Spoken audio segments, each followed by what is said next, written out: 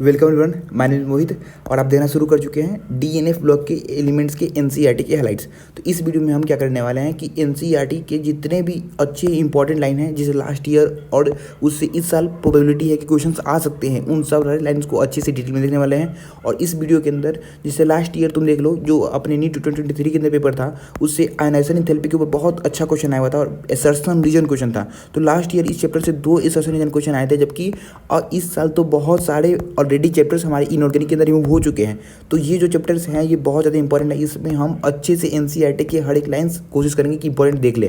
तो स्टार्ट करते हैं। जैसे यहाँ पे कॉपर आयन के ऊपर लास्ट ईयर क्वेश्चन आया हुआ था, तो ये सारे क्वेश्चंस भी हम अच्छे से इस चैप्टर में मैं प्रॉपर बहुत मेहनत करके हाईलाइट करके लाया हूँ, वो सब भी देख लेंगे।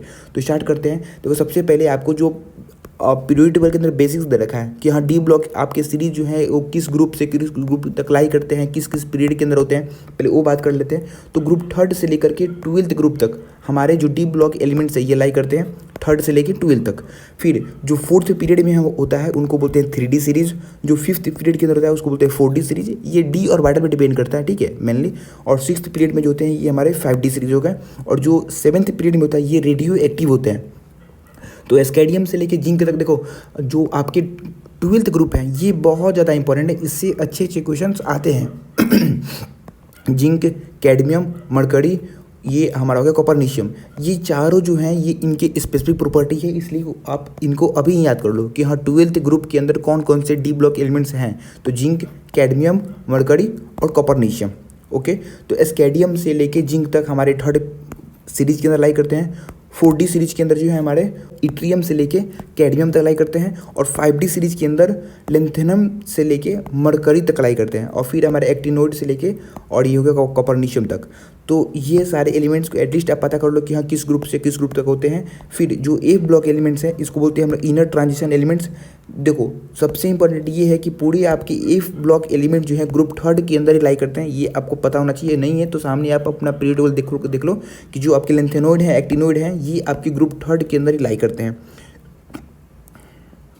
6th पीरियड के अंदर आपके लेंथेनोइड लाई करते हैं और 7th पीरियड के अंदर एक्टिनोइड। लेंथेनोइड का जो है आप में 4F और वाइटल एग्जिस्ट करता है इफ का, और एक्टिनोइड के अंदर 5F और वाइटल होता है, ठीक है। और ये सीरियम से लेके ल्यूटेटियम तक लाई करता है हमारा, और ये थोरियम से लेके लॉरेंशियम तक। तो ये आपके हैं यहाँ पे डी ब्लॉक एलिमेंट्स और ये हो गए एफ ब्लॉक एलिमेंट्स। तो चलो स्टार्ट करते हैं। तो सबसे पहले हमारा यहाँ पे दे रखा है कि इसको यहाँ पे हम ट्रांजिशन एलिमेंट और inner transition element, D block को बोलते हैं ट्रांजिशन एलिमेंट्स और एफ ब्लॉक को बोलते हैं इनर ट्रांजिशन एलिमेंट्स, ठीक है। तो देखो वही जो हम पर किया कि हाँ 3D series, 4D series, 5D series के बारे में तो कौन कौन से एलिमेंट लाई करते हैं वो हो गए, लेंथेनोइड के बारे में, एक्टिनोइड के बारे में। तो ये आपके बेसिक्स पहले स्टार्टिंग यहाँ से आपका वेलकम हो गया चैप्टर के अंदर।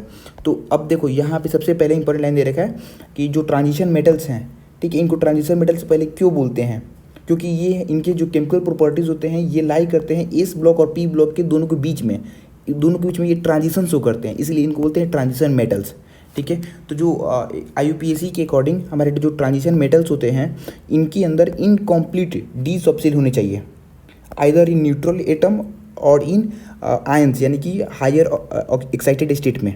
तो ये जो ट्रांजिशन मेटल होने चाहिए इनमें इनकम्प्लीट डी सबसेल हमारा होना चाहिए न्यूट्रल एटम में और एक्साइटेड स्टेट में। यही हमारा मेन क्राइटेरिया कि हाँ किसको हम ट्रांजिशन एलिमेंट्स बोलेंगे। जो जिंक है, कैडमियम है, मरकरी है, जो ग्रुप 12 के अंदर लाई करते हैं, जो हम पढ़ के आए थे कि हाँ ग्रुप 12 के अंदर हमारे ये सारे एलिमेंट्स लाई करते हैं डी ब्लॉक के। इनके अंदर D10 कॉन्फ़िगरेशन होता है, यानी कि जो डी और वाइटल है ये कम्प्लीटली फील्ड है, ग्राउंड स्टेट पे भी फील्ड है और ऑक्सीडेशन स्टेट पे भी फील्ड है, यानी कि जो एक्साइटेड स्टेट होता है उस पर भी फील्ड है। तो हमारे जो डी ब्लॉक ये है D10 कॉन्फ़िगरेशन है, ग्राउंड स्टेट पे भी है और यहाँ तक कि एक्साइटेड स्टेट पे भी है, तब जाके हम इसको जो है ट्रांजिशन एलिमेंट्स नहीं बोलेंगे, क्योंकि इनके अंदर जो है डी और वाइटल कम्प्लीटली फील्ड है। और IUPAC बोलता है कि ट्रांजिशन एलिमेंट्स उसी को बोलेंगे जिसके अंदर हमारे इनकम्प्लीट डी सबसेल्स होगा, ठीक है। तो ये बहुत इंपॉर्टेंट लाइन दे रखा है। अब हम इसको सिंपली ऐसे बोल सकते हैं कि हाँ ट्रांजिशन एलिमेंट किसको बोलेंगे, जिसमें कि पार्शली फील्ड डी सबसेल हो। फिर all d block elements are not transition elements, क्यों, क्योंकि जिंक, कैडमियम, मरकरी ये हमारे जो हैं इनमें जो डी सबसेल है ये कम्प्लीटली फील्ड होता है और ये नॉन ट्रांजिशन मेटल्स हैं। फिर जो इलेक्ट्रॉनिक कॉन्फ़िगरेशन है जो टिपिकल डी ब्लॉक एलिमेंट के या ट्रांजिशन मेटल का होता है ये होता है, इसको आप पहले याद कर लो। N-1 D 1 से 10 होगा और N is 1 से 2 होगा। तो इसको सिंपल आप नोट कर लो, याद कर लो, इस पर बेसिक से क्वेश्चंस आपको आ सकता है। देखो तो यही होता है ट्रांजिशन एलिमेंट क्या है, जिसमें कि पार्सली फील्ड डी और इफ ऑर्बिटल्स हो, ये हमारे ट्रांजिशन एलिमेंट्स होते हैं। तो हम यहाँ से स्टार्ट करते हैं चैप्टर को। पहले तो सबसे पहले हमको यहाँ पे दे रखा है कि कौन कौन से यहाँ पे ट्रांजिशन मेटल के अंदर आपके रोज हैं। तो 3D series, 4D series, 5D series, 6D series जो स्टार्टिंग में देख चुके हैं।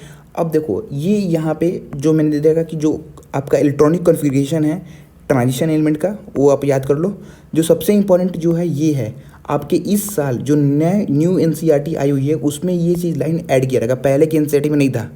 ठीक है, सबका इलेक्ट्रॉनिक कॉन्फ़िगरेशन जो है डी ब्लॉक का इस पे लाई करता है, लेकिन जो प्लेटिनम है हमारा, इनका इलेक्ट्रॉनिक कॉन्फ़िगरेशन है 4D10 5s0, यानी कि s ऑर्बिटल में 0 इलेक्ट्रॉन है। ये इकलौता ऐसा डी ब्लॉक एलिमेंट है जिसके अंदर s ऑर्बिटल के अंदर 0 इलेक्ट्रॉन है। सबके अंदर या तो 1 इलेक्ट्रॉन होगा या तो 2 इलेक्ट्रॉन होगा, लेकिन जो ये PD है, प्लेटिनम है हमारा, इसमें जो है वो 0 इलेक्ट्रॉन्स होंगे। ये लाइन बहुत इंपॉर्टेंट है, ये न्यू NCERT की लाइन है, तो इंपॉर्टेंट आपके हैं। देखो बहुत सारे एक्सेप्शन हैं हमारे, ठीक है, अभी हम जस्ट पढ़ने वाले हैं। तो ये एक्सेप्शन क्यों आपको दिखते हैं, क्योंकि ये इलेक्ट्रॉनिक कॉन्फ़िगरेशन को सब फॉलो नहीं करते, इसलिए क्योंकि जो हमारे बहुत ही लिटिल एनर्जी डिफरेंस है n-1d और n जो ऑर्बिटल हैं इनके बीच में बहुत ही कम एनर्जी डिफरेंस है, इसीलिए दोनों के बीच में बहुत सारा एक्सेप्शन दिख लेता है, कोई भी इलेक्ट्रॉन्स किधर भी जंप कर लेता है। और ये हाफ फील्ड और कम्प्लीटली फील्ड जो ऑर्बिटल्स हैं इनके पास अलग ही लेवल का स्टेबिलिटी आ जाता है। जो D5 है हमारे ऑर्बिटल या D10 ऑर्बिटल हैं, इनके अंदर अलग ही लेवल का स्टेबिलिटी आ जाता है। तो इसलिए अब देखो यहाँ पे दो हमारे एक्सेप्शन दे रखे, क्रोमियम और कॉपर, जो कि ये इलेक्ट्रॉनिक कॉन्फ़िगरेशन को एक्सेप्ट फॉलो नहीं करते हैं। 3D सीरीज़ के अंदर दोनों लाई करते हैं। देखो क्रोमियम का हमारा इलेक्ट्रॉनिक कॉन्फ़िगरेशन होना चाहिए था 3D4 और 4s2, लेकिन होता क्या है 3D5 4s1, तो ये हमारे क्रोमियम का कॉन्फ़िगरेशन है। फिर जो कॉपर का हमारा है ये होना चाहिए था 3D9 4s2, लेकिन ये होता नहीं, ये होता क्या है 3D10 4s1। सिंपल सा देख सकते हो कि यहाँ पे आपका D ऑर्बिटल हाफ फील्ड है, यहाँ पे D ऑर्बिटल कम्प्लीटली फील्ड है। तो अपनी स्टेबिलिटी को गेन करने के लिए ये लोग इस कॉन्फ़िगरेशन को फॉलो नहीं करते हैं। तो ये भी दोनों हमारे एक्सेप्शन हैं, इंपॉर्टेंट है, बहुत ईजी है, आप याद कर लो इनको, ठीक है। फिर क्योंकि सिंपल सा बात है, एनर्जी गैप जो है बहुत छोटा है, इसलिए ये ईजिली जो है इलेक्ट्रॉन जंप कर लेते हैं। ओके, तो ये हो गया। अब नेक्स्ट आते हैं, यहाँ पे सबका आपका इलेक्ट्रॉनिक कॉन्फ़िगरेशन दे रखा है 3D सीरीज़ का, 4D सीरीज़ का, सबका देख के। तो क्रोमियम का इंपॉर्टेंट है, ये देख लो। फिर कॉपर का इंपॉर्टेंट है, और जितने भी आपके ग्रुप 12 हैं, जिंक, कैडमियम और ये मरकरी, इनके तो आप देख ही लो, बहुत ज़्यादा इंपॉर्टेंट है, क्योंकि आपको पता है कि ये यूनिक प्रॉपर्टी शो करते हैं, क्योंकि ये नॉन ट्रांजिशन एलिमेंट्स हैं। डी ब्लॉक तो है लेकिन ट्रांजिशन एलिमेंट्स नहीं है। ओके, तो फिर नेक्स्ट हम आते हैं अपना, यहाँ पे देखो जो इलेक्ट्रॉनिक कॉन्फ़िगरेशन है आउटर ऑर्बिटल का, वो जिंक, कैडमियम, मरकरी का हमारा सेम होता है, मतलब NS2 होता है और n-1 D10, मतलब सबका जो है इसी फॉर्मेट में लाई करता है। D ऑर्बिटल में 10 इलेक्ट्रॉन होंगे और इस ऑर्बिटल में 2 इलेक्ट्रॉन होंगे, यानी कि कम्प्लीटली फील्ड ऑर्बिटल्स होगा। तो कम्प्लीटली फील्ड जब हमारे ग्राउंड स्टेट पे और यहाँ तक कि एक्साइटेड स्टेट पे जो ऑर्बिटल्स होंगे, तो फिर हमारे ये ट्रांजिशन एलिमेंट नहीं करते हैं, इसको not regarded as a transition element. क्यों? क्योंकि जो इनके पास ऑर्बिटल होते हैं ये कम्प्लीटली फील्ड होते हैं। ओके, अब नेक्स्ट हमारे यहाँ पे दे रखा है, देखो जो DN कॉन्फ़िगरेशन है ये similar magnetic and electronic property show करते हैं। मतलब देखो जिनके भी अगर DN कॉन्फ़िगरेशन सेम होते हैं वो लगभग सिमिलरली हमारे मैग्नेटिक और इलेक्ट्रॉनिक, जैसे किसी का अगर D4 कॉन्फ़िगरेशन है तो उनका मैग्नेटिक प्रॉपर्टीज़ और इलेक्ट्रॉनिक प्रॉपर्टीज़ ये लगभग सेम होता है। बस ये लाइन यही कर रहा है। With partially filled D orbitals, इनमें हम ऑक्सीडेशन स्टेट का बहुत वेरिएबल देखते हैं, कॉलर कंपाउंड्स को अच्छे से पढ़ने वाले हैं, कॉम्प्लेक्स फॉर्मेशन पढ़ने वाले हैं, और इनके कैटालिटिक प्रॉपर्टीज़ को भी पढ़ने वाले हैं, और ये पैरामैग्नेटिक बिहेवियर कैसे शो करते हैं इनके बारे में पढ़ रहे हैं। तो पूरे अभी जो हम पढ़ने वाले हैं वो ये oxidation state, colour compound, complex formation, catalytic properties और ये पैरामैग्नेटिक बिहेवियर, ये सारे टॉपिक्स पढ़ने वाले हैं। तो स्टार्ट करते हैं। पहले नीट 2013 के अंदर इससे बहुत इस सेम जो है, देखो जितने भी, पहले मैं बता दे रहा हूँ कि जितने सॉल्व्ड एग्जाम्पल्स हैं उसको आप 100% अलग से चाहो तो नोट कर लो, रट जाओ, उसको मत छोड़ो। सॉल्व्ड एग्जाम्पल सबसे इंपॉर्टेंट है। मैं आपको बता रहा हूँ अभी इस साल भी जो क्वेश्चन आए हुए थे, दोनों क्वेश्चन में एक क्वेश्चन सॉल्व्ड एग्जाम्पल से डायरेक्टली उठ के आया था, और आप प्रीवियस क्वेश्चन से आप खोल के देख लेना, पूरा पेपर सॉल्व्ड एग्जाम्पल से भरा पड़ा है। तो जितने भी इंटरेस्ट क्वेश्चन है सॉल्व्ड एग्जाम्पल से, इनको हम अच्छे से करने वाले हैं।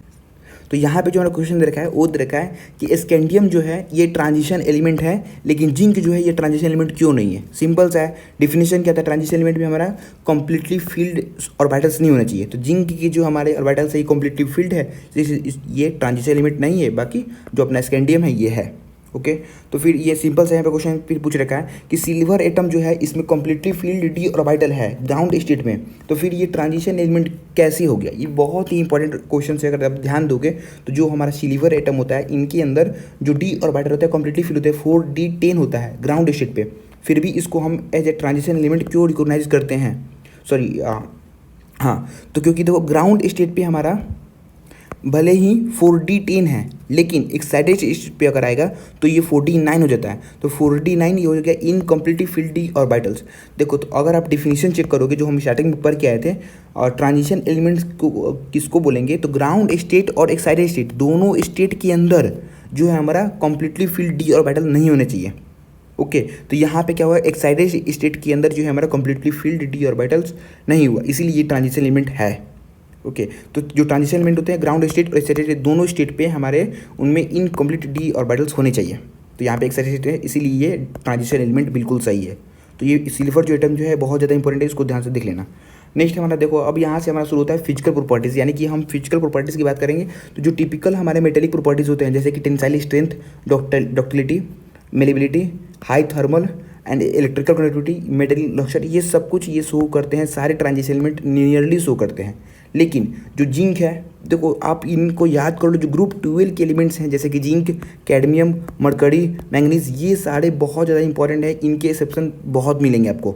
ओके तो स्टार्ट करते हैं। पहले हम स्टार्ट करेंगे मेल्टिंग पॉइंट से, जो ग्राफ दे रखा है आपको मेल्टिंग पॉइंट ग्राफ है, तो स्टार्ट करते हैं। देखो सबसे पहले जो आपके ट्रांजिशन एलिमेंट्स हैं, ठीक है, एक्सेप्शन क्या देखा पहले, जिंक, कैडमियम, मरकरी, हर जगह एक्सेप्शन मिल रहा है आपको। ट्रांजिशन मेटल्स यानी कि इनको छोड़ के, जिंक, कैडमियम, मरकरी ये तो ट्रांजिशन मेटल है ही नहीं, तो इनको छोड़ के ये सारे जो हैं हार्ड होते हैं, बहुत ही लो वोल्टिलिटी होते हैं, लो वोलेटाइल होते हैं। Okay melting and boiling point बहुत ज़्यादा होता है, ठीक है, सारे ट्रांजिशन एलिमेंट का मेरा मेल्टिंग एंड बॉइलिंग पॉइंट जो है बहुत ज़्यादा होता है। ओके नेक्स्ट यहाँ पे दे रखा है कि high melting point of this metals are attribute to the involvement of greater number of electrons. इनका मेल्टिंग पॉइंट क्यों ज़्यादा होता है, जो हमारे ट्रांजिशन एलिमेंट्स हैं इनका मेल्टिंग पॉइंट क्यों जाता है, बिकॉज इनमें बहुत सारे हमारे इलेक्ट्रॉन्स इन्वॉल्व होते हैं इंटर एटॉमिक मेटेलिक बॉन्डिंग बनाने के लिए। तो ये हमारे बहुत ज़्यादा ऑन पेयर इलेक्ट्रॉन्स प्रेजेंट होने के कारण यहाँ पे इंटर एटॉमिक मेटेलिक बॉन्डिंग बहुत स्ट्रॉन्ग बनता है। इसके कारण से जो ट्रांजिशन एलिमेंट होते हैं इनका मेल्टिंग पॉइंट बहुत ज़्यादा होता है। ओके तो मेल्टिंग पॉइंट जो हमारे होते हैं ये मैक्सिमम होते हैं D5 कॉन्फ़िगरेशन वाले को, यानी कि जिस मेटल का मेरा कॉन्फ़िगरेशन D5 है, यानी कि जिसमें मैक्सिमम ऑन पेयर इलेक्ट्रॉन्स हैं, उनके अंदर मेटेलिक बॉन्डिंग ज़्यादा स्ट्रॉन्ग होगा, उसके अंदर अपना मेल्टिंग पॉइंट ज़्यादा होगा। लेकिन यहाँ पे एक एनोमलस भी शो करता है, एक्सेप्शन जो दे रखा है ये मैंगनीज और टाइटेनियम का दे रखा है, ये दोनों जो हैं आपके D5 इनमें कॉन्फ़िगरेशन होगा, लेकिन दोनों ही हैं जो हमारे एनोमलस बिहेवियर शो करते हैं, दोनों में डिप मार देता है, अचानक से यहाँ पे ड्रॉप करेगा आपका, तो ये दोनों एक्सेप्शन हो गया। फिर हाई इंथैल्पी ऑफ एटोमाइजेशन, अब जब हम पढ़ने वाले हैं तो पहले इस ग्राफ को देख लेते हैं कि जो मेल्टिंग पॉइंट के ऊपर आपको ग्राफ दे रखा है बहुत इंपॉर्टेंट है। पहले ये देखो जो ग्रुप 6 है इसमें क्या है, क्रोमियम, मोल्बिडेनम और टंजस्टन, ये सारे जो हैं आपके ग्रुप 6 के एलिमेंट है, और ये इनमें मैक्सिमम मेल्टिंग पॉइंट होता है। हर जैसे 3D सीरीज की बात करें, 4D सीरीज की तरह बात करें और 5D सीरीज के अंदर, तो सबसे हाईएस्ट जो हमारा होगा मेल्टिंग पॉइंट वो क्रोमियम का होगा। फिर इस सीरीज के अंदर जो हाईएस्ट है वो मोल्बिडेनम का है, और इस सीरीज के अंदर हाईएस्ट जो है वो टंजस्टन का है। तो ये नोट आप इस ग्राफ में देख सकते हो, ये 3D सीरीज का ग्राफ है, तो हमारा हाईएस्ट जो है इसमें क्रोमियम है। फिर इस सीरीज के अंदर जो है 4D सीरीज के अंदर हाईएस्ट जो है मोल्बिडेनम है, और इस सीरीज के अंदर हाईएस्ट जो है आपका टंजस्टन है। तो यही बात है यहाँ पे कि जो आपके ग्रुप 6 के जो एलिमेंट्स हैं इनके पास मैक्सिमम मेल्टिंग पॉइंट है अपने अपने रिस्पेक्टिव सीरीज के अंदर, ठीक है। तो ये लाइन बहुत ज़्यादा इंपॉर्टेंट है, इस ग्राफ से आप यहीं देख सकते हो। और फिर मैंगनीज और टाइटेनियम ये दोनों के पास अपना जो मेल्टिंग पॉइंट है ये बहुत ड्रॉप करता है, ये भी यहाँ पे सेक्शन इनिशिएटिव दे रखा है। तो मैंने कुछ इंपॉर्टेंट लाइन लिख के आप ले रहा है, ये याद कर लो कि डाउन द ग्रुप जाएंगे तो मेल्टिंग पॉइंट इंक्रीज करेगा। देखो ये 4th पीरियड हो गया, ये 5th पीरियड हो गया और ये 6th पीरियड हो गया, तो डाउन द ग्रुप जाएंगे तो मेटेलिक जो हमारे मेल्टिंग पॉइंट है ये इंक्रीज कर रहे हैं, ठीक है, आप देख सकते हो यहाँ पे। फिर order of melting point in 3D series, अब 3D सीरीज के अंदर अगर 3D सीरीज की बात करें तो मेल्टिंग पॉइंट का जो ऑर्डर होगा सबसे कम होगा मैंगनीज का, फिर आयरन का, फिर सबसे हाईएस्ट जो हमारा क्रोमियम का होगा। तो ये ऑर्डर आप इस ग्राफ से देख सकते हो, तो इसको अच्छे से ऑब्जर्व करना और इस पे क्वेश्चन प्रैक्टिस करने की कोशिश करना इस ग्राफ के ऊपर। तो ग्राफ सारे इंपॉर्टेंट है इस ग्राफ में, ठीक है।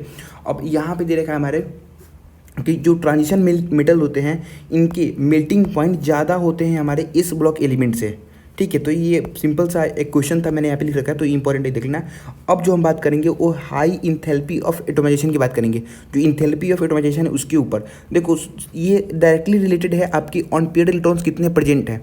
तो हमारे जितने भी डी और बैटर के अंदर ऑन पेयर्ड इलेक्ट्रॉन प्रेजेंट है उनसे ही हमारा ये डिटरमाइन होता है कि उसका जो हमारा इंटर एटॉमिक इंटरेक्शन होता है वो कैसा होगा, ठीक है। तो जितना ही ज़्यादा मेरे ऑन पेयर्ड इलेक्ट्रॉन्स होंगे उतना ही स्ट्रॉन्ग इंटर एटॉमिक इंटरेक्शन होगा, उतना ही ज़्यादा वैलेंस इलेक्ट्रॉन जो हैं वो हमारे पार्टिसिपेट करेंगे और बॉन्डिंग उतना ही स्ट्रॉन्गर होगा। जो इंथैल्पी ऑफ एटोमाइजेशन है ये डिटरमाइनिंग जो है कि कौन कौन से फैक्टर को डिटरमाइन करता है हमारा इंथैल्पी ऑफ एटोमाइजेशन, तो ये डिटरमाइन करता है आपकी जो रिडक्शन पोटेंशियल है उनके ऊपर, फिर metal with high enthalpy of atomisation जो है उनके ज़्यादा होते हैं आपके रिडक्शन पोटेंशियल, ये लाइन यहाँ पे दे रखा है। अब यहाँ पे दे रखा है कि जो metal of second and third series है have greater enthalpy of atomization. देखो ये सिंपल लाइन आपको याद ही करने होंगे, इनको आप अलग से भी नोट कर सकते हो, जैसे भी याद करना हो इनको आप याद ही करना होगा। आप ज़्यादा अगर डिटेल में इस पर रिसर्च करने बैठ गए तो फिर आपका पेपर रह जाएगा, ठीक है। तो अभी आपको उतना टाइम भी नहीं है और उतना आपको इंपॉर्टेंट भी नहीं है, आप जितना हो सके इंपॉर्टेंट लाइन को याद करो और उसको आगे बढ़ो। तो यहाँ पे दे रखा कि metal of the second and third series, ठीक है, उनके पास ग्रेटर इंथैल्पी ऑफ एटोमाइजेशन होते हैं जो करस्पॉन्डिंग आपके फर्स्ट सीरीज हैं। तो ये अब जब आप ग्राफ देखोगे यहाँ पे तो जो 3D सीरीज है इनका इंथैल्पी ऑफ एटोमाइजेशन जो है कम है, बाकी 4D सीरीज और 5D सीरीज का ज़्यादा है। तो वही बात यहाँ पे लिख रखा है, इस सिंपल से लाइन यहाँ पे देख सकते हो। अब देखो जो यहाँ पे जिंक, कैडमियम और मरकरी इनका मेल्टिंग पॉइंट बहुत कम होता है, क्योंकि पता ही है आपको कि इनके D10 कन्फिगरेशन होता है और इनमें ऑन पेयर्ड इलेक्ट्रॉन्स जो है हमारे नहीं है, तो इनका जो है बॉन्डिंग उतना स्ट्रांग होगा नहीं, तो मेल्टिंग पॉइंट कम होगा। फिर यहाँ पे लाइन देखो कि जो इंथैल्पी ऑफ एटोमाइजेशन है वो हमारे वेनेडियम का मैक्सिमम होता है 3D सीरीज के अंदर और जिंक का जो है मिनिमम होता है 3D सीरीज। ये लाइन इंपॉर्टेंट है, याद कर लो। मैं इस लाइन को फिर से एक बार रिपीट करूँगा जब वहाँ पे टेबल आएगा, तो इसको अभी से याद कर लो कि वेनेडियम का जो है मैक्सिमम है इंथैल्पी ऑफ एटोमाइजेशन। अब इस ग्राफ को तुम देखोगे तो जो वेनेडियम है इसका इंथैल्पी ऑफ एटोमाइजेशन इस 3D सीरीज के अंदर मैक्सिमम है और सबसे लोवेस्ट जो है वो यहाँ हमारा जिंक का है। तो यही ये ग्राफ इंपॉर्टेंट है, इसको आप देख सकते हो। फिर जो इंथैल्पी में हमारा एटोमाइजेशन है follow the same trend as melting point. अगर इन ग्राफ को और इस ग्राफ को आप कंपेयर करोगे तो ऑलमोस्ट जो है दोनों ग्राफ में आपको सिमिलरिटी मिलेंगे ऑर्डर के अंदर। जो मैंने यहाँ पे लिख रखा है ये बहुत इंपॉर्टेंट है, greater the number of on paired electrons, जितना ही ज़्यादा आपके ऑन पेयर्ड इलेक्ट्रॉन्स होंगे उतना ही स्ट्रॉन्गर इंटर एटॉमिक इंटरेक्शन होगा, उतना ही ज़्यादा स्ट्रॉन्ग मेटेलिक बॉन्डिंग होगा और उतना ही ज़्यादा इंथैल्पी ऑफ एटोमाइजेशन होगा। तो ये आप न्यूमोनिक से जा सकते हो, बहुत ज़्यादा इंपॉर्टेंट है आपको समझने के लिए। नेक्स्ट हमारा यहाँ पे अब एटॉमिक साइज और आयोनिक साइज के बारे में देखना है। तो पहले हम यहाँ पे आयोनिक साइज के बारे में पढ़ते हैं। तो जो भी हमारे सबके जिसके चार्ज सेम है उनमें आपके जैसे हम लेफ्ट टू राइट मूव करना शुरू करेंगे और हमारा एटॉमिक रेडियस जो है डिक्रीज़ करेगा। क्यों डिक्रीज़ करेगा? बिकॉज यहाँ पे न्यू इलेक्ट्रॉन्स ऐड होंगे। देखो इस टाइप के सिंपल आप असर्शन इंजन आप याद करते चलो, बहुत इंपॉर्टेंट है। इस साल इससे अच्छे क्वेश्चन आने वाले हैं क्योंकि बहुत सारे चैप्टर ऑलरेडी रिमूव हो चुके हैं, तो जो बचे हुए चैप्टर से ये बहुत ज़्यादा इंपॉर्टेंट है। ओके तो जो भी हमारे आयन से लेफ्ट टू राइट मूव करेंगे तो उनके साइज जो है डिक्रीज़ करेगा। क्यों डिक्रीज़ करेगा? बिकॉज जैसे जैसे न्यू इलेक्ट्रॉन्स ऐड होंगे जो हमारा न्यूक्लियर चार्ज है वो इंक्रीज़ करेगा, शील्डिंग पावर उतना ज़्यादा इफेक्ट नहीं कर पाएगा और जो हमारा जो नेट इलेक्ट्रोस्टैटिक अट्रैक्शन है वो इंक्रीज़ करेगा और उसके कारण से आयनिक रेडियस जो है वो डिक्रीज़ करेगा, जो कि सिंपल आप पीरियोडिक टेबल के अंदर पढ़े भी होगे। तो वो सेम ट्रेंड है यहाँ पे है। अगर हम कंपेयर करें इसको कि 3D सीरीज़ 4D सीरीज़ और ये 5D सीरीज़ की बात करें, देखो तो ये लाइन आपको NCERT में भी दे रखा है, लेकिन आपको इसको याद कैसे करना है तो ऐसे याद करना है। तो मैं यही कर सकता हूँ कि NCERT की लाइनों को आप कैसे आसान बना सकता हूँ आपके लिए। NCERT में दे रखा है कि जो पहले अगर हम 3D सीरीज़ से 4D सीरीज़ पे जंप करते हैं तो हमारा यहाँ पे रेडियस जो है वो इंक्रीज़ करता है। तो मैंने वही कर रखा है कि 3D सीरीज़ जाएंगे 4D सीरीज़ पे तो जो हमारा साइज़ जो है वो इंक्रीज़ करेगा, क्योंकि सेल सिंपल सा बात है, डाउन द ग्रुप जाएंगे तो हमारा सेल्स इंक्रीज़ करता है तो रेडियस इंक्रीज़ करता है। क्लियर हो गया? लेकिन जब 4D सीरीज़ से 5D सीरीज़ पे जाएंगे तो साइज़ जो है ऑलमोस्ट सेम रहता है। ये क्यों होता है? Due to the lanthanoid contraction. Okay तो यहाँ पे वही लाइन दे रखा है कि जब 3D से 4D सीरीज जाते हैं तो साइज में इंक्रीज करता है, लेकिन अगर 4D से 5D सीरीज में जाते हैं तो ऑलमोस्ट सेम रहता है because of the lanthanoid contraction. और आपको ये नहीं पता तो मैंने अच्छे से केमिकल बॉन्डिंग की बात किया हुआ था इसके ऊपर। एनसीईआरटी में जो देखा है हम बस वहीं अभी पढ़ने वाले हैं कि देखो जो 4F ऑर्बिटल होते हैं ये पहले फील होते हैं 5D सीरीज से। तो feeling of the 4F before the 5D orbitals result in the decrease in the atomic radius, उसको बोलते हैं लेंथेनोइड कंट्रैक्शन। सिंपल समझ लो कि जो हमारे 4F ऑर्बिटल होते हैं ये पहले फील होते हैं 5D ऑर्बिटल्स के, इसके कारण से जो एटॉमिक रेडियस होता है वो डिक्रीज करता है और इसको बोलते हैं लेंथेनोइड कंट्रैक्शन।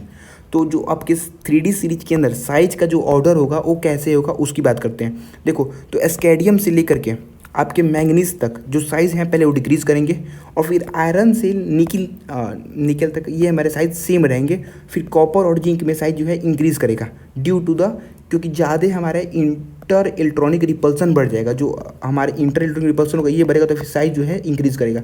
तो इनका आप ऑर्डर याद कर सकते हो कि देखो आयंस में जो होता है हमारे वो तो डिक्रीज़ होता है, ठीक है। यहाँ दे रखा है साफ साफ कि आयंस के अंदर जो है वो प्रोग्रेसिवली डिक्रीज़ करता है आयनिक साइज़, लेकिन अगर एटॉमिक साइज़ की बात करें हम तो पहले डिक्रीज़ करता है फिर रिमेन सेम फिर इंक्रीज़ करता है। और इसका ग्राफ भी मिल जाएगा आपको, यहाँ पर देख लो।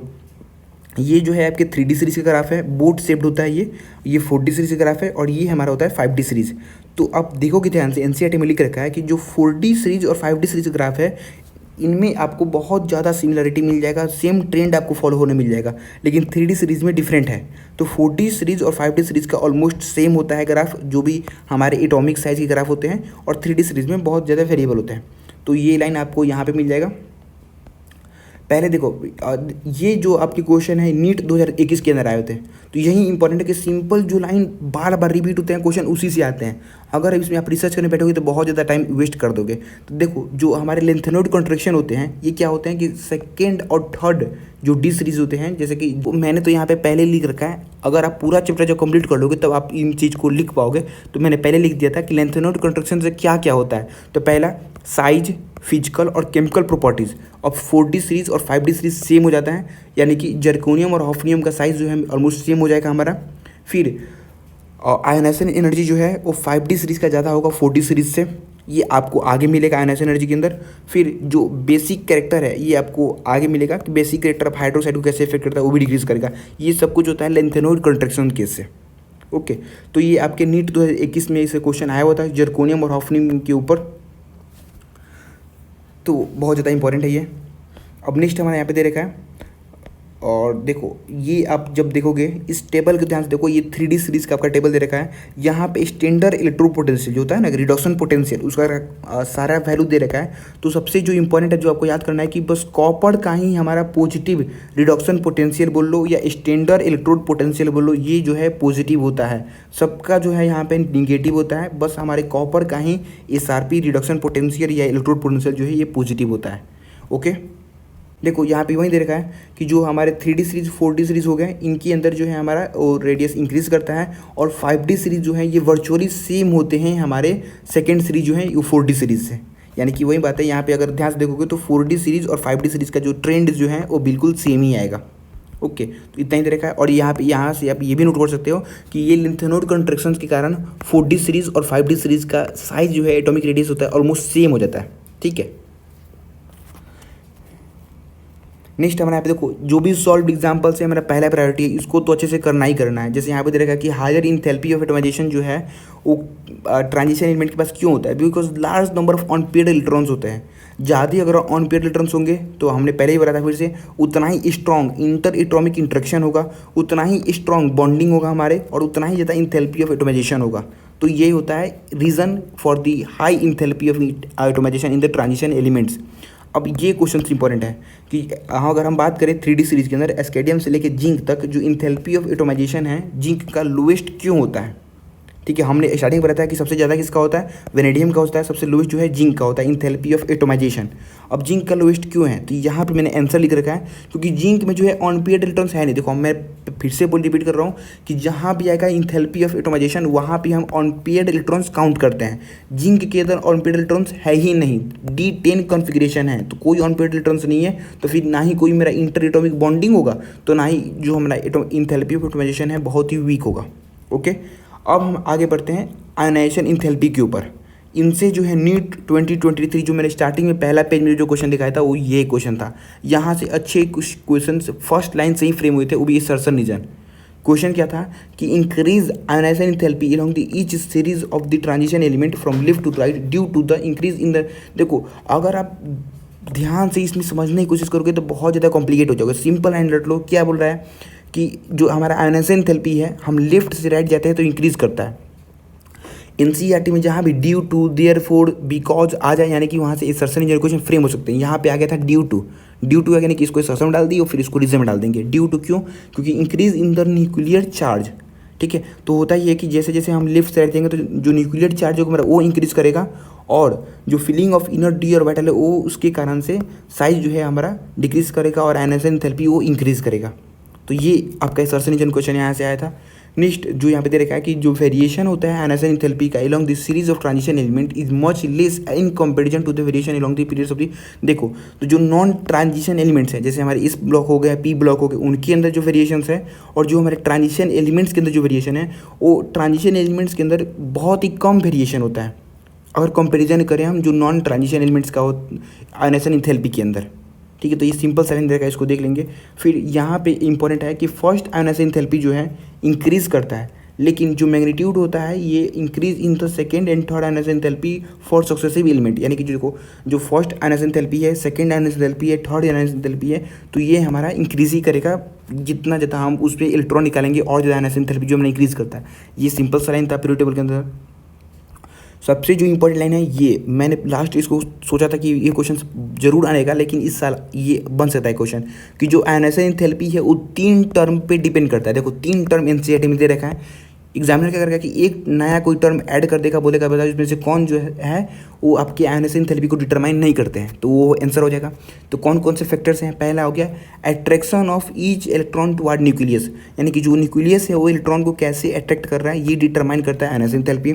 Second repulsion between electrons, electron के बीच में कैसे रिपल्सन्स हैं उस पर डिपेंड करता है। और एक्सचेंज एनर्जी, अगर आप केमिकल बॉन्डिंग अच्छे से पढ़ के आए हो तो आपको एक्सचेंज एनर्जी के बारे में एक पेज में प्रॉपर दे रहा था। एक्सचेंज एनर्जी क्या होता है? ये रिस्पॉन्सिबल होते हैं आपके एनर्जी स्टेट को स्टेबलाइजेशन के लिए, यानी कि कैसे जो हमारा कोई भी एटम स्टेबल होगा उसके लिए बहुत ज़्यादा इंपॉर्टेंट होता है। जो एक्सचेंज एनर्जी है ये क्या होते हैं? Total number of possible pair of parallel spin, मतलब आप सिंपल सकते हो ना कि जो भी हमारे डिजनेट ऑर्बिटल होते हैं उनमें पैरेलल स्पिन्स के और से हम कैलकुलेट करते हैं कि एक्सचेंज एनर्जी कैसे होता है। ये आपको केमिकल बॉन्डिंग के अंदर अच्छे से बताया हुआ था कि कैसे हम कंपेयर करते हैं किसी का एक्सचेंज एनर्जी। तो ये तीनों फैक्टर हैं जो कि हमारे आयनाइजेशन एंथैल्पी को डिटरमाइन करते हैं, तो ये इंपॉर्टेंट है। अब देखो नेक्स्ट हमारा यहाँ पे आयनाइजेशन एंथैल्पी के ऊपर दे रखा है कि loss of the exchange energy increase the stability. अगर हमारा एक्सचेंज एनर्जी डिक्रीज करेगा, लॉस होगा उसका, तो स्टेबिलिटी जो है हमारा वो इंक्रीज करेगा। There is no loss of exchange energy in D6 configuration, यानी कि D6 कॉन्फ़िगरेशन के अंदर हमारा जो एक्सचेंज एनर्जी है इसका लॉस नहीं होता, यानी कि ये ज़्यादा स्टेबल होगा। अब देखो ये एनसीईआरटी आप पढ़ोगे तो फिर बहुत कंफ्यूज हो गए। यहाँ पे बहुत देखो कितना कॉम्प्लिकेटेड में दे रखा है। सिंपल समझ लो कि यहाँ पे 2 एग्जांपल दे रखा है, क्रोमियम प्लस Cr+ और Mn+।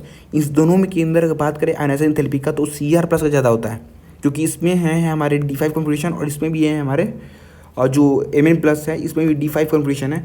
तो यहाँ पे है Cr+ जीत गया।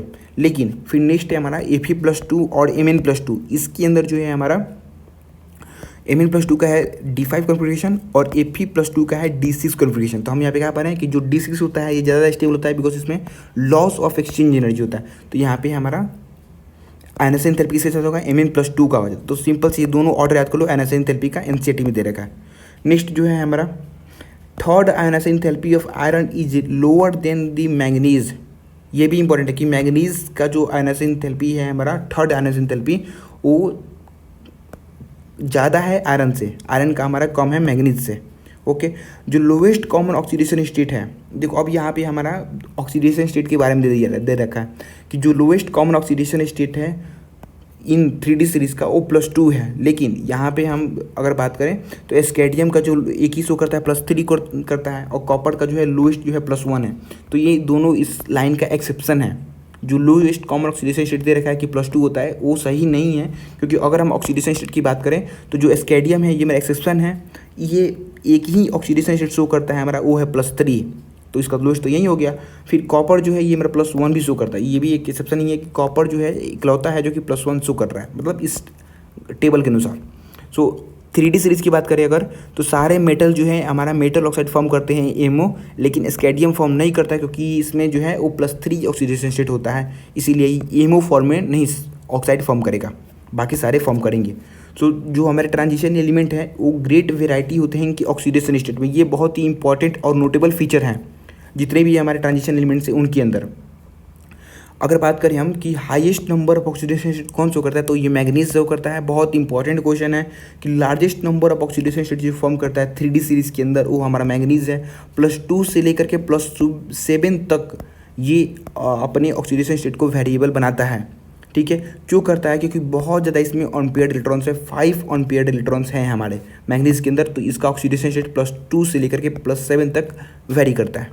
ओके, ये आगे भी क्वेश्चन आपको मिल जाएगा। मैंगनीज जो है वो अपना ऑक्सीडेशन स्टेट +2 से लेकर +7 तक वेरी करता है, ये इंपॉर्टेंट है। फिर जो टाइटेनियम है ये मोर स्टेबल है, मतलब जो टाइटेनियम 4 है +4 ये ज़्यादा स्टेबल है +3 और +2 से, सिंपल इसको याद कर लो।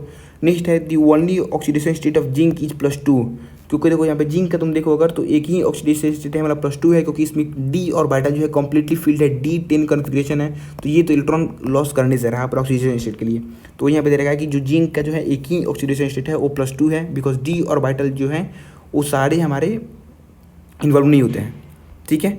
अब जो हमारे ये लाइन बहुत ज़्यादा इंपॉर्टेंट, इसको ध्यान से सुनो कि जो वेरिएबिलिटी ऑफ ऑक्सीडेशन स्टेट है ये कैरेक्टरिस्टिक्स हैं हमारे ट्रांजिशन एलिमेंट के, ठीक है। Incompletely filling of d orbital जो होते हैं ये हमारे ट्रांजिशन एलिमेंट के होता है। जो ट्रांजिशन एलिमेंट है कहा था कि जो डी ऑर्बिटल है वो इनकम्प्लीटली फील्ड होगा।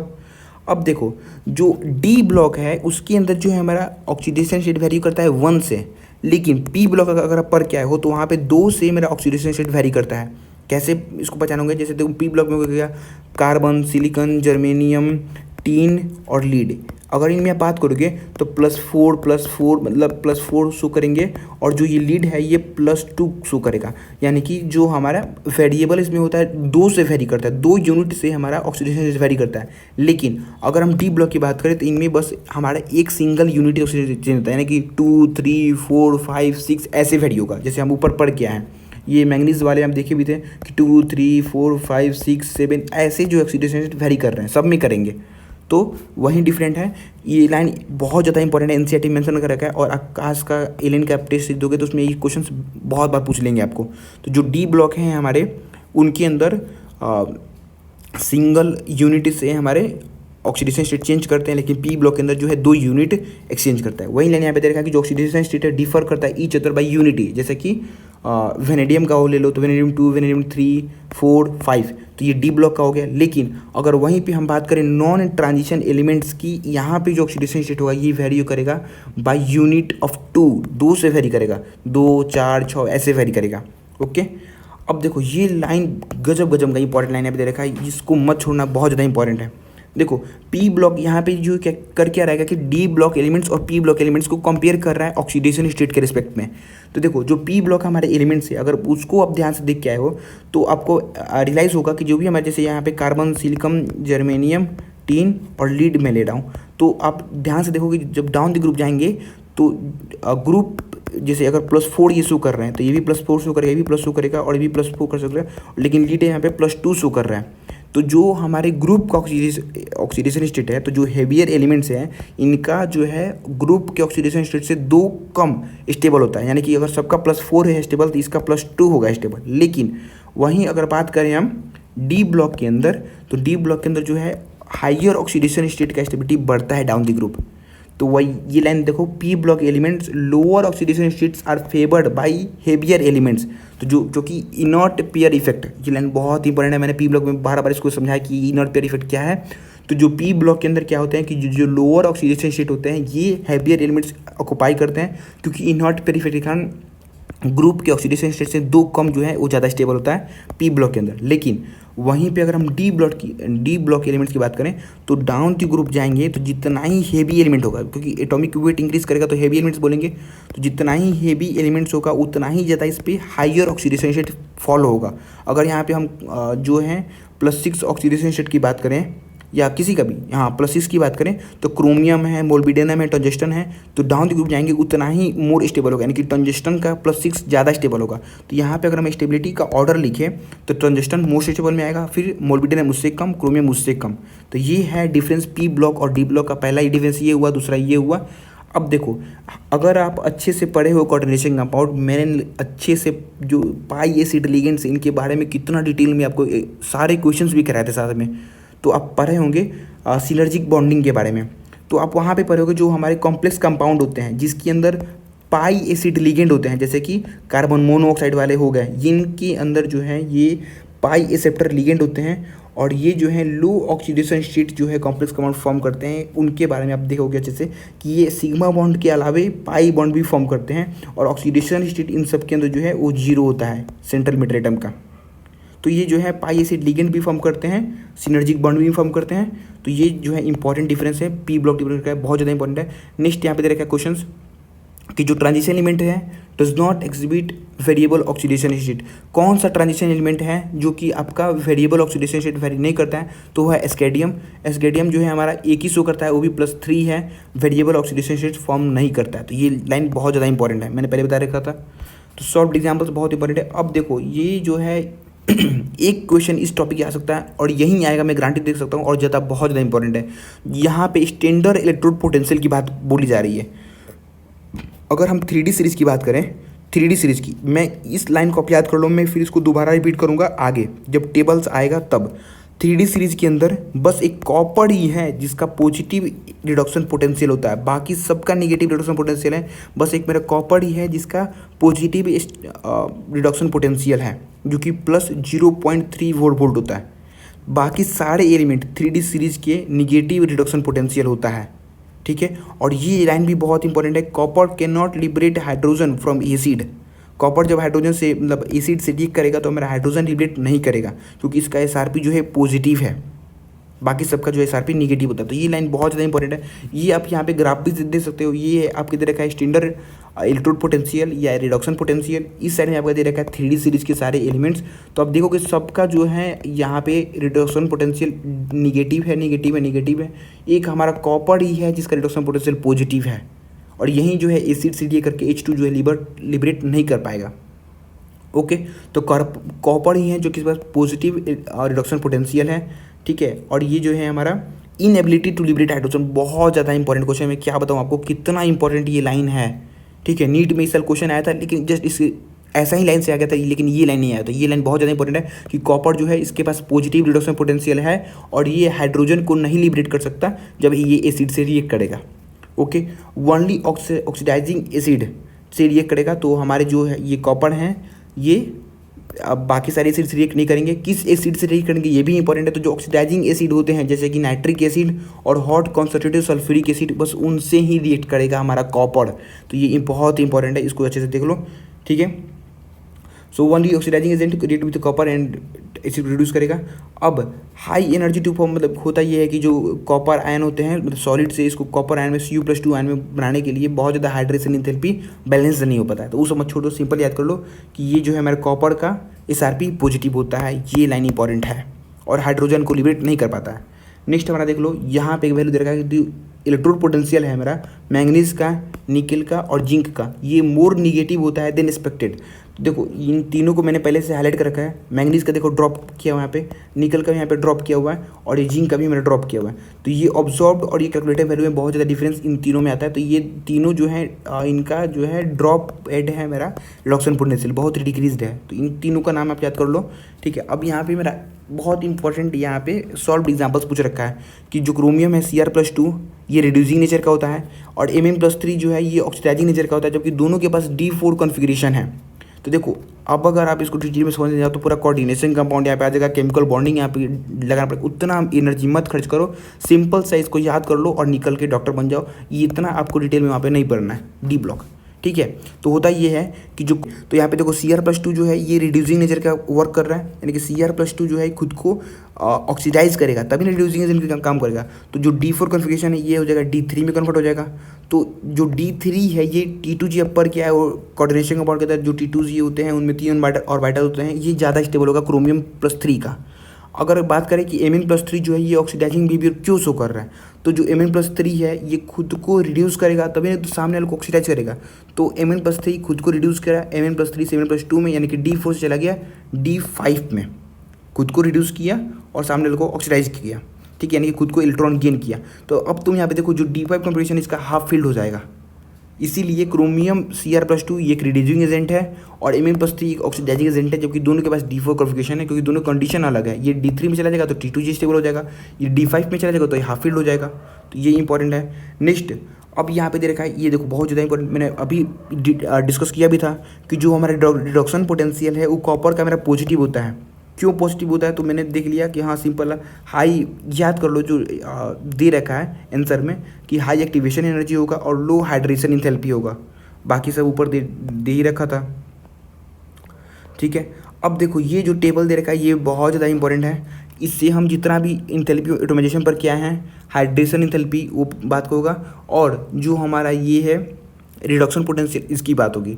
तो स्टार्ट करते हैं। पहले जो आपको सबसे इंपॉर्टेंट है कि जो किसका रिडक्शन पोटेंशियल पॉजिटिव है, जो हम पढ़ के आए थे वो ये कॉपर है। कॉपर का जो रिडक्शन पोटेंशियल है मेरा सिंगल पॉजिटिव होता है, okay.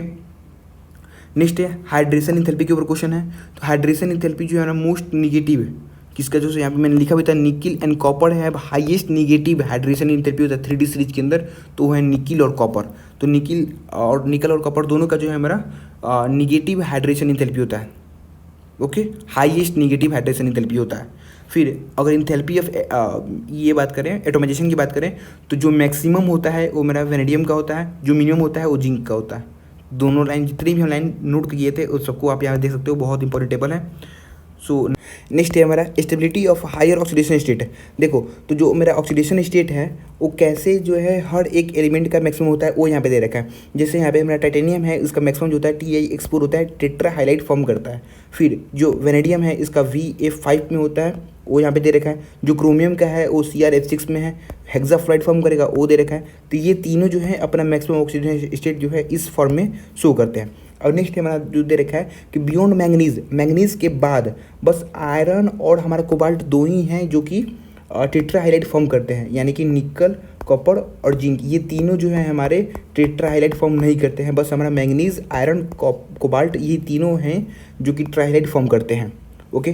The ability of fluoride to stabilise the higher oxidation state is, देखो ये बहुत इंपॉर्टेंट है। जैसे यहाँ पे देखो क्रोमियम का, देखो क्रोमियम मेरा हेक्साफ्लोराइड फॉर्म कर रखा है, तो आखिर फ्लोरीन जो है कैसे इतना हायर ऑक्सीडेशन स्टेट को स्टेबलाइज करता है, ये इस क्वेश्चन में क्वेश्चन बहुत इंपॉर्टेंट है कि due to higher lattice energy, क्योंकि लैटिस एनर्जी बहुत ज़्यादा है मेरा, और हाई बॉन्ड इंथैल्पी बहुत ज़्यादा है मेरा, इसके कारण से जो है हमारे फ्लोरीन जो है ये स्टेबलाइज करता है हायर ऑक्सीडेशन स्टेट को, ओके। तो ये इंपॉर्टेंट क्वेश्चन है।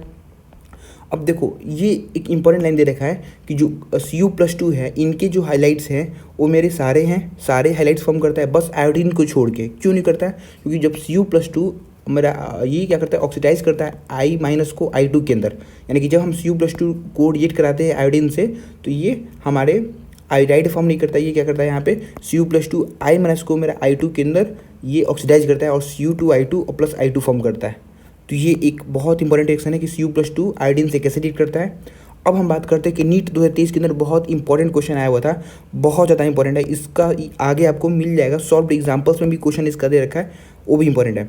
देखो क्वेश्चन ये है कि जो हमारा जब कॉपर Cu+ को हम एक्वा सॉल्यूशन में डालते हैं तो ये डिस्प्रोपोर्शनेशन रिएक्शन शो करता है, क्योंकि Cu+ जो आयन है ये अनस्टेबल होता है एक्वा सॉल्यूशन के अंदर, इसीलिए Cu+ जो है ये ब्रेक कर जाता है Cu+2 में और Cu के अंदर। ये एक डिस्प्रोपोर्शनेशन रिएक्शन है, और जितने भी डिस्प्रोपोर्शनेशन है आपके सिलेबस में है वो बहुत ज़्यादा इंपॉर्टेंट है, उनको मत छोड़ना एक भी को भी। तो कुल मिला के बात ये है कि एक्वा सॉल्यूशन के अंदर Cu+2 आयन मेरा ज़्यादा स्टेबल होता है Cu+ आयन से, ठीक है। ये इंपॉर्टेंट है जो कि यहाँ पे दे भी रखा है। अब इसका रीज़न इंपॉर्टेंट है, आपको आगे क्वेश्चन मिलेगा उसमें पूछ देगा कि रीज़न क्या है इसका। तो Cu+2 आयन जो है मेरा एक्वा सॉल्यूशन में ज़्यादा स्टेबल इसलिए है because more negative hydration enthalpy है Cu+2 आयन का। Cu+2 आयन का जो हाइड्रेशन है एनर्जी है वो मोर निगेटिव है, इसीलिए ये ज़्यादा स्टेबल होता है और एक्वा सॉल्यूशन में Cu+ आयन इसमें ब्रेक कर जाता है, ठीक है। तो बहुत इंपॉर्टेंट दे रखा है, इसको तो जरूर याद कर लेना, वैसे भी ये क्वेश्चन आ चुका है, ठीक है। तो देखो अब जो यहाँ पे एक बेसिक से आपको पता ही होगा कि अगर हम किसी भी ऑक्साइड का एसिडिक नेचर कंपेयर करते हैं तो ये देखते हैं कि जितना ही जो सेंट्रल एटम है जैसे मैंगनीज है उनके ऊपर जितना ज़्यादा हमारा ऑक्सीडेशन स्टेट होगा उतना ही ये एसिडिक इन नेचर होंगे। ठीक है, जैसे यहाँ +2 है, यहाँ पे +4 है, यहाँ पे +7 है, तो जितना ज़्यादा ये ऑक्सीडेशन स्टेट है उतना ही ये एसिडिक मोस्ट एसिडिक होगा और ये लीस्ट एसिडिक होगा। तो इधर में ये एसिडिक की प्रॉपर्टी इंक्रीज कर रहा है। अब देखो नेक्स्ट यहाँ पे दे रखा है कि जो एबिलिटी ऑफ ऑक्सीजन है, देखो जो हायर ऑक्सीडेशन स्टेट है तो आप देखोगे कि ऑक्सीजन ज़्यादा एबिलिटी है उसमें स्टेबलाइज करने का एज़ कम्पेयर टू फ्लोरीन। ठीक है, तो क्यों होता है ऐसा? क्यों? जैसे यहाँ पे मैंगनीज देख लो तो मैंगनीज मेरा हाईएस्ट फॉर्म करता है, वो MnF4 फॉर्म करता है, लेकिन वहीं पे ऑक्साइड मैंगनीज का जो है Mn2 वो 7 फॉर्म कर लेता है, +7 ऑक्सीडेशन स्टेट तक चला गया। क्यों करता है? बिकॉज सिंपल सा बात है कि ऑक्सीजन जो है ये मल्टीपल बॉन्ड्स फॉर्म कर पाता है, इसी के कारण इसका जो है सुपरियरिटी होता है मेरा। तो Mn2 7 क्यों स्टेबल है? बिकॉज ऑक्सीजन जो है ये मल्टीपल बॉन्ड फॉर्म कर लेता है और फ्लोरीन वो नहीं कर पाता, इसीलिए फ्लोरीन में मैक्सिमम जो है 4 तक ही मैंगनीज का पॉसिबल है। तो ये इंपॉर्टेंट यहाँ पे दे रखा पॉइंट। अब देखो यहाँ पे जो सॉल्व्ड एग्जांपल्स दे रखे हैं वो भी इंपॉर्टेंट है। सिंपल पूछ रहे हैं यहाँ पे कि ऑक्सीडाइजिंग पावर बताओ हमारा यहाँ पे क्या होगा। क्वेश्चन दे रखा है ये ऑक्सीडाइजिंग पावर है, क्यों होगा ऐसा ये एक्सप्लेन करो। देखो तो कोई भी ऑक्सीडाइजिंग पावर कंपेयर करते हैं तो खुद को रिड्यूस करेगा, तो जो जितना ईजिली अपने आप को रिड्यूस कर पाए उतना ही बेस्ट ऑक्सीडाइजिंग एजेंट हो जाएगा। तो यहाँ पे MnO4- है +7 से रिड्यूस करेगा अपने +2 में, फिर क्रोमियम जो है ये +3 में रिड्यूस होगा और ये VO2+ जो है ये वेरिडियम +4 में रिड्यूस होगा। तो जितना ही मेरा यहाँ पे आपको खुद से स्टेबिलिटी ऑर्डर नोट करना होगा, इनसेट में दे रखा था। तो ये जितना ही मेरा स्टेबल है उतना ही ज़्यादा मेरा ये मोड ऑक्सीडाइजिंग पावर होगा। तो सब मोड स्टेबल जो है मैंगनीज है Mn+2, फिर Cr+3, फिर V4। तो जितना ही ज़्यादा मेरा स्टेबल है उतना ही ज़्यादा ये ऑक्सीडाइजिंग पावर इसमें होगा। तो मोस्ट जो होगा वो MnO4- होगा। ठीक है, अब यहाँ पूछ रहे हैं कि जो हमारे यहाँ पे आयनाइजेशन एंथैल्पी है ट्रांजिशन मेटल्स के अंदर उनमें इतना वेरिएशन है क्यों? क्योंकि देखो 3D सीरीज़ के अंदर बात करें तो कोई जो है D0 कॉन्फ़िगरेशन है, D5 है, D10 है, इनके अंदर एक्स्ट्रा स्टेबिलिटी आ जाता है, फिर ये जो है इनका आयनाइजेशन एनर्जी और इंक्रीज कर देता है। तो मेन रीज़न जो है यही है। आगे इसका सोल्यूशन भी दे रखा होगा आपके बुक में। अब देखो यहाँ पे बेसिक जो लाइन दे रखा है वो इंपॉर्टेंट है। स्ट्रॉन्गेस्ट ऑक्सीडाइजिंग एजेंट का यहाँ पे ऑर्डर दे रखा है एक सोल्यूशन के अंदर। इन ये दोनों जो है Mn+3 और CO+3 जो +3 ऑक्सीडेशन स्टेट में है, ये दोनों जो है स्ट्रॉन्गेस्ट ऑक्सीडाइजिंग एजेंट है एक सॉल्यूशन के अंदर। बस कुछ मत करो, या ज़्यादा रिसर्च मत करो, याद कर लो इनको सिंपल। ठीक है, जो हमारे यहाँ पे दे रखा है Ti+2 ऑक्सीडेशन स्टेट में, V+2 और Cr+2, ये तीनों जो हैं ये मेरे स्ट्रॉन्ग रिड्यूसिंग एजेंट हैं। रिड्यूसिंग एजेंट बहुत ही स्ट्रॉन्ग रिड्यूसिंग एजेंट है। ठीक है, तो बस इनको आप याद कर लो कि ऑप्शन में दे देंगे कि हाँ बताओ इसमें कौन सा अच्छा ऑक्सीडाइजिंग एजेंट है, तो फिर आप कंफ्यूज करते हो। इसलिए याद करो सिंपल कि कौन सा ऑक्सीडाइजिंग एजेंट है, कौन सा रिड्यूसिंग एजेंट है। और ये भी इंपॉर्टेंट है कि ये जो सारे हैं ये मेरे डाइल्यूट एसिड से रिएक्ट करके हाइड्रोजन को लिबरेट करते हैं। यानी कि क्रोमियम Cr+2 जो है यहाँ मैंने पढ़ा था, ये जो है डाइल्यूट एसिड से रिएक्ट करके H2 मतलब गैस को लिबरेट करता है, हाइड्रोजन को लिबरेट कराएगा। ठीक है, तो ये क्योंकि रिड्यूसिंग नेचर का है, तो ये इंपॉर्टेंट है कि ऑक्सीडाइजिंग नेचर कौन हो गया, रिड्यूसिंग नेचर कौन सा हो गया। अब नेक्स्ट यहाँ पे मैग्नेटिक प्रॉपर्टी की बात करें। देखो आपको पता ही होगा कि जो डायमैग्नेटिक होता है ये क्या होता है कि सिंपल से जो है भी हमारे हम फील्ड अप्लाई करें उसको रिपेल करेगा तो वो डायमैग्नेटिक होगा। पैरामैग्नेटिक जो है ये अट्रैक्ट होगा लेकिन बहुत कम होगा, लेकिन फेरोमैग्नेटिक जो है ये बहुत ही स्ट्रांगली अट्रैक्ट होता है। तो ये तीनों में डिफरेंस हो गया। फेरोमैग्नेटिक कह सकते हो तुम कि एक पैरामैग्नेटिक का एक्सट्रीम फॉर्म है, और ज़्यादा मतलब पागलपन बढ़ेगा तो ये फेरोमैग्नेटिक बन जाएगा। ठीक है, पैरामैग्नेटिज्म जो है मेरा ये अनपेयर्ड इलेक्ट्रॉन से कैलकुलेट करते हैं। अभी फार्मूला भी आगे है, जितना ज़्यादा अनपेयर्ड इलेक्ट्रॉन्स होगा उतना ज़्यादा हमारा पैरामैग्नेटिक प्रॉपर्टी ज़्यादा होगा, क्योंकि जो है हमारे ईच इलेक्ट्रॉन जो है हर एक इलेक्ट्रॉन का मैग्नेटिक मोमेंट काउंट होता है। स्पिन एंगुलर मोमेंटम और ऑर्बिटल एंगुलर मोमेंटम दोनों कंट्रीब्यूट करता है हमारे इसके मैग्नेटिक प्रॉपर्टी के अंदर। ठीक है, तो वही बात बोला मैग्नेटिक मोमेंट जो है ये डिटरमाइंड होता है नंबर ऑफ अनपेयर्ड इलेक्ट्रॉन से, और उसके लिए हमने एक अलग से फॉर्मूला बना रखा है, स्पिन ओनली फार्मूला, यानी कि μ=√n/n+2 होता है। ओके, तो ये जो है आपकी n क्या है, नंबर ऑफ अनपेयर्ड इलेक्ट्रॉन्स है, और म्यू जो है मैग्नेटिक मोमेंट है, और इसको हम कैलकुलेट करते हैं किस यूनिट के अंदर, तो वोल्ट मैग्नेटॉन के अंदर Bm। ठीक है, सो जो मैग्नेटिक मोमेंट है मेरा इंक्रीज करेगा with increase the number of unpaired electrons, यानी कि जितने मेरे अनपेयर्ड इलेक्ट्रॉन्स इंक्रीज होंगे मैग्नेटिक मोमेंट जो है वो इंक्रीज होगा। ओके, तो यहाँ पे देखो हम जो इस फॉर्मूला को यूज़ करने वाले नहीं है, क्या करेंगे, अगर आपको अनपेयर्ड इलेक्ट्रॉन्स पता है तो मैग्नेटिक मोमेंट आप ऐसे बता सकते हो। जैसे देखो अगर आपके 2 आ रहे हैं अनपेयर्ड इलेक्ट्रॉन्स तो कुछ मत करो, 2.8 2.9 इन दोनों में से कोई एक वैल्यू होगा। अगर 4 आ रहा है तो 4.9 या 4.8 लिख दो, तो आप इजीली प्रिडिक्ट कर सकते हो कि क्या होगा आपका मैग्नेटिक मोमेंट, अगर आपको नंबर ऑफ अनपेयर्ड इलेक्ट्रॉन्स पता है तो। जैसे यहाँ पे 5 है तो 5.9 हो जाएगा। ठीक है, तो ऐसे ही आप जो भी आपने फर्स्ट जो डिजिट है वो बिल्कुल सेम होंगे अनपेयर्ड इलेक्ट्रॉन वाले ही। तो ऐसे ही आप इसको तुरंत बता सकते हो कि हाँ क्या होगा मैग्नेटिक मोमेंट। ठीक है, अब देखो यहाँ पे क्वेश्चन पे पूछ रखा है कि अगर किसी का एटॉमिक नंबर 25 है, अब बताओ इसका मैग्नेटिक मोमेंट क्या होगा। सिंपल पता करो कि हाँ इसमें 5 अनपेयर्ड इलेक्ट्रॉन होगा, तो 5 अनपेयर्ड है तो 5.9 या 5.8 कुछ भी हो सकता है। ठीक है, तो इस तरह निकाल सकते हैं। अब देखो यहाँ पे हम फॉर्मेशन ऑफ कॉलर्ड आयंस के बारे में बात करेंगे। तो अगर आपने कोऑर्डिनेशन अकाउंट पढ़ रखा है तो वहाँ पर हमने कॉम्प्लेक्स कंपाउंड के कलर के बारे में डिटेल में बात करें, कैसे शो होता है, क्या क्या उसका मैकेनिज्म होता है, सब कुछ। तो यहाँ पे शॉर्ट में बस देख लेते हैं कि जो भी हमारे इलेक्ट्रॉन्स होते हैं लोअर एनर्जी डी ऑर्बिटल के अंदर, वो क्या करते हैं कि वेव को, लाइट को ऑब्जर्व करते हैं और हायर डी ऑर्बिटल में एक्साइट हो जाते हैं, और इनके लिए ये फ्रीक्वेंसी ऑफ लाइट को ऑब्जर्व करते हैं, फिर उसके कॉम्प्लीमेंट्री लाइट को ये विजिबल रीजन में शो करते हैं। So frequency of light observe is determined by nature of ligand. ठीक है, सिंपल होता है कि जो भी हमारे कलर होते हैं ये डी ट्रांजिशन से आपको देखने को मिलते हैं। इलेक्ट्रॉन जंप करता है one state of d orbital to another, और जो भी लाइट मैंने ऑब्जर्व करेगा उसको करस्पॉन्डिंग लाइट ये अपने आप को शो करता है, जो कि हमने कोऑर्डिनेशन में बहुत डिटेल में बात किया था। तो सिंपल सा बात है कि जो भी हमारे इनकम्प्लीटली फिल्ड डी ऑर्बिटल है वहीं कलर शो करेंगे, जिसमें कि अनपेयर्ड इलेक्ट्रॉन्स प्रेजेंट होंगे वो हमारे कलर शो करेंगे। जैसे D0 हो गया, D10 हो गया, जिसमें कि पूरा डी ऑर्बिटल फील्ड है या एब्सेंट है पूरा, इसमें अनपेयर्ड इलेक्ट्रॉन्स नहीं है, तो वो कलरलेस होते हैं हमारे। ठीक है, तो जैसे देखो 3D0 यहाँ पे दोनों तरह का, ये दोनों कलरलेस होगा। फिर ये 3D10 है, G10+2, ये भी कलरलेस होगा। तो ये ज़्यादा इंपॉर्टेंट है। आप कलर उतना याद कर ही भी नहीं पाओगे तो उसको भी उतना रहने दो, टाइम भी नहीं है आपके पास अभी। तो सिंपल अब पढ़ते हैं कॉम्प्लेक्स कंपाउंड के फॉर्मेशन के बारे में। देखो कॉम्प्लेक्स कंपाउंड पूरा का पूरा चैप्टर इस पर डेडिकेटेड है, तो बस सिंपल बात कर ले। तो जो आंसर में दे रखा है कि कॉम्प्लेक्स कंपाउंड जो है हमारे क्या होता है कि मेटल आयंस जो हैं वो लिगेंड न्यूट्रल हो सकते हैं या आपके इनआयन हो सकते हैं, ये इससे कंबाइन करके हमारे कॉम्प्लेक्स का फॉर्मेशन करते हैं। उसके एग्जाम्पल्स दे रखे हैं। जो सबसे इंपॉर्टेंट हमको पढ़ना है वो ये है आपका असर्शन इज एन क्वेश्चन जो दे रखा है कि जो देखो transition metal form a large number of complex compound. अब बताओ क्यों करता है, क्यों ट्रांजिशन एलिमेंट जो है large number of complex compound form करता है, बहुत ज़्यादा क्यों करता है। बिकॉज इनका जो है साइज जो है बहुत छोटा होता है मेटल आयन का, और आयनिक चार्ज जो है बहुत ज़्यादा होता है, और डी ऑर्बिटल जो है हमारे बहुत अवेलेबल है। इनके कारण से ये बॉन्ड फॉर्मेशन जो है बहुत ईजिली कर लेंगे।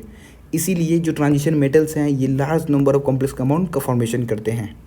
ओके, अगर बात करें हम कैटालिटिक प्रॉपर्टीज़ की, देखो जो हमारे ट्रांजिशन मेटल्स हैं ये बहुत ही कैटलिस्ट की तरह बिहेव करते हैं। क्यों करते हैं, बिकॉज ये मल्टीपल बॉन्ड जो हैं मल्टीपल ऑक्सीडेशन स्टेट एडॉप्ट कर सकते हैं। हम खुद पर क्या है कि हाँ +2 +3 +4 +5 +6 +7 ये कोई भी ऑक्सीडेशन स्टेट शो करता है। जैसे मैंगनीज हो गया हमारा, तो इतना जब ऑक्सीडेशन स्टेट इसके पास अवेलेबल है तो अपने आप को ये एडॉप्ट करके और एक कैटलिस्ट की तरह बिहेव करेगा। जो एनसीईआरटी में एग्जाम्पल्स दे रखे हैं वो आपके हैं कॉन्टैक्ट प्रोसेस के लिए V2O5, हाइब्रिड प्रोसेस के लिए Fe और हाइड्रोजिनेशन के लिए निकल। तो ये सारे हमारे एग्जाम्पल्स दे रखे हैं। कैटलिस्ट जो हैं ये सॉलिड सरफेस पे इन्वॉल्व होते हैं, मतलब बॉन्ड फॉर्मेशन करते हैं सॉलिड सरफेस के ऊपर। सिंपल सा ये लाइन इंपॉर्टेंट है कि बिकॉज द ट्रांजिशन मेटल्स, क्यों फिर से वही बात हो गया कि जो हमारे ये ऑक्सीडेशन स्टेट के कारण ही ये प्रॉपर्टीज शो करते हैं कैटालिटिक प्रॉपर्टीज़, बिकॉज इनके पास ऑक्सीडेशन स्टेट जो है बहुत ज़्यादा चेंज कर सकते हैं और बहुत इफेक्टिव कैटलिस्ट की तरह बिहेव करते हैं। यहाँ पे एक एग्जांपल्स बहुत इंपॉर्टेंट दे रखा है कि जो मेरा आयरन 3 है Fe+3, ये कैटलाइज करता है आयोडाइड को और पॉर सल्फेट को। कैसे करता है, अगर मेरा आयरन नहीं है तो ये रिएक्शन ऐसे होगा, आयोडाइड और ये पॉर सल्फेट मिल के बन जाएगा I2 और सल्फेट आयन। लेकिन अगर मेरा Fe+3 आयन प्रेजेंट है तो फिर इस रिएक्शन को ऐसे परफॉर्म करेगा, ऐसे कैटलिस्ट की तरह बिहेव करेगा। तो इसको आप याद कर सकते हो। ठीक है, मतलब इंपॉर्टेंट है, ये बहुत ज़्यादा इंपॉर्टेंट है, देख लेना। नेक्स्ट हमारा है फॉर्मेशन ऑफ इंटरस्टिशियल कंपाउंड। तो ये तो बहुत ज़्यादा इंपॉर्टेंट है। क्या है इसमें कि जो हमारे इंटरस्टिशियल कंपाउंड इनका फॉर्मेशन पहले होता कैसे है। तो जो हमारे स्मॉल एटम होते हैं जैसे कि कार्बन, हाइड्रोजन, नाइट्रोजन, ये क्या होता है इनमें ट्रैप होते हैं। इनके लैटिस के अंदर जो है ये मेटल्स जो है ट्रैप हो जाते हैं, और उनके कारण ये नॉन स्टोइकोमेट्रिक, ठीक है, होते हैं प्रॉपर, मतलब कोई भी फिक्स्ड रेशियो में कंबाइन नहीं करते हैं। फिर ये टिपिकली ना ही आयोनिक होते हैं ना ही कोवेलेंट होते हैं, ना ही टिपिकली आयोनिक होंगे ना ही टिपिकली कोवेलेंट होंगे। तो इनके एग्जांपल्स यहाँ पे दे रखे हैं, वो इंपॉर्टेंट है।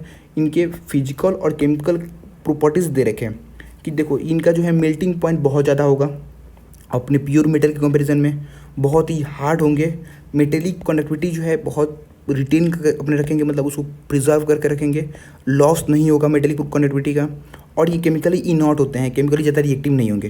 तो ये चारों जो है, जो भी पॉइंट्स हैं ये इंपॉर्टेंट है। इसमें पूछ देगा कि कौन से इंटरस्टेशियल कंपाउंड्स के फीचर्स नहीं हैं, तो फिर आपको कन्फ्यूज हो जाओगे, तो इसलिए इसको अच्छे से याद कर लो। नेक्स्ट है मेरा एलओवी के बारे में। देखो तो पहले ये है क्या, तो एलओवी मेरा एक होमोजीनियस सॉलिड है, यानी कि जो भी हमारे एटम्स हैं एक मेटल के, वो डिस्ट्रीब्यूट होते हैं मेटल ऑफ अनदर एटम में, और हमारे एक होमोजीनियस सॉलिड है। जो हमारे इनके मेल्टिंग पॉइंट है ये बहुत ज़्यादा होता है, और ये बहुत ज़्यादा हार्ड भी होते हैं। जो फेरस एलोवेज किसके साथ रिएक्ट करके फॉर्म करता है, क्रोमियम, वेनेडियम, टंजस्टन, मोल्बिडेनम, मैग्नीज, इनके साथ फेरस कंबाइन करता है, एलोवी फॉर्म करता है। ब्रास जो है हमारा कॉपर और जिंक का मिक्सचर हो गया। ब्रोंज जो है कॉपर और टिन का मिक्सचर हो गया। ठीक है, अब देखो नेक्स्ट जो है हमारे यहाँ पे दे रखा है, ये एग्जांपल दे रखा है सिंपल कि बताओ डिस्प्रोपोर्शनेशन रिएक्शन होता क्या है आखिर। तो सिंपल बोल सकते हो कि हाँ, कोई भी ठीक है मॉलिक्यूल अपने एक बार उसका ऑक्सीडेशन से डिक्रीज करता है और एक बार इंक्रीज करता है, तो इसको बोलते हैं disproportionation reaction. As it is भी काफ़ी है। अब देखो जो नीट 2023 के अंदर क्वेश्चन आया हुआ था, वो सेम क्वेश्चन फिर से यहाँ पे पूछ दिया, इसलिए बोल रहा हूँ इंटरेस्ट क्वेश्चन इंपॉर्टेंट है। क्वेश्चन ये है कि Cu प्लस आयन जो है ये स्टेबल नहीं होता एक्वस सॉल्यूशन के अंदर। क्यों नहीं होता? बिकॉज मोर निगेटिव इसका हाइड्रेशन इंथैल्पी होता है, Cu+2 आयन का ज़्यादा होता है, इसीलिए Cu प्लस आयन जो है हमारा ये स्टेबल नहीं होता। Cu+2 आयन जो है मोर स्टेबल होता है, बिकॉज हाइड्रेशन इंथैल्पी जो है इसका मोर निगेटिव होता है। ठीक है, और बाकी का जो पार्ट है हम नेक्स्ट वीडियो देख लेंगे, कोई वीडियो बहुत लंबा हो गया है। So thanks a lot.